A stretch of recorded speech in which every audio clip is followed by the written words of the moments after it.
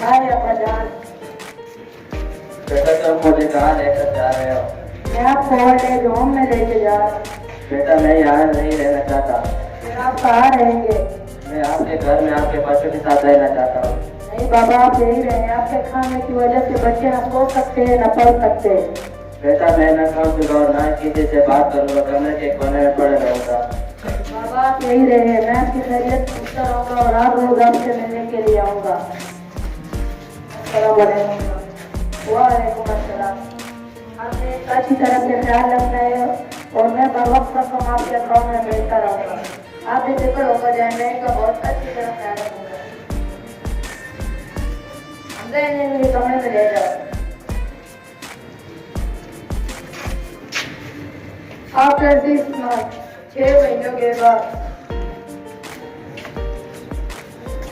अस्सलाम वालेकुम। डॉक्टर साहब, आपको ये बात बताकर बहुत दुख हो रहा है कि आपके वालिदा अब इस दुनिया में नहीं रहे। आप आकर उनकी डेड बॉडी ले जाते। चलो मैं अभी आता हूँ। बहुत अफसोस हुआ, आपके वालिदा बहुत हो गए।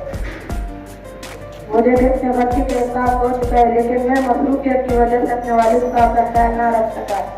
मसरूफियत अपनी जगह पर, लेकिन वो आपके वालिद साहब थे, आपने उनका हक अदा न किया। अब जब वो बहुत हो चुके तो मैं आपको एक रात की बात बताना चाहता हूँ। वो क्या? वो ये है कि नवीद साहब मेरे बहुत अच्छे दोस्त थे। उनकी कोई औलाद ना थी। उन्होंने आपको एक यतीम खाने से लेकर बालक हो सका। उन्होंने मरने से पहले अपनी वसीयत में सारी जायदाद आपसे ना कर दी थी। मैं बहुत बदकिस्मत हूँ कि अपने वालिद का प्रकार ना रख सका।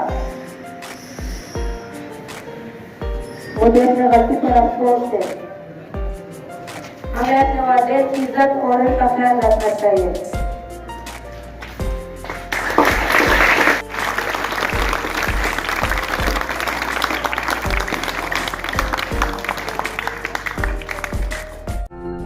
तो दोस्तों, इस तरह के मज़ीद वीडियोस देखने के लिए मेरे वीडियो को लाइक, चैनल को सब्सक्राइब और बेल आइकन को दबाना ना भूलना।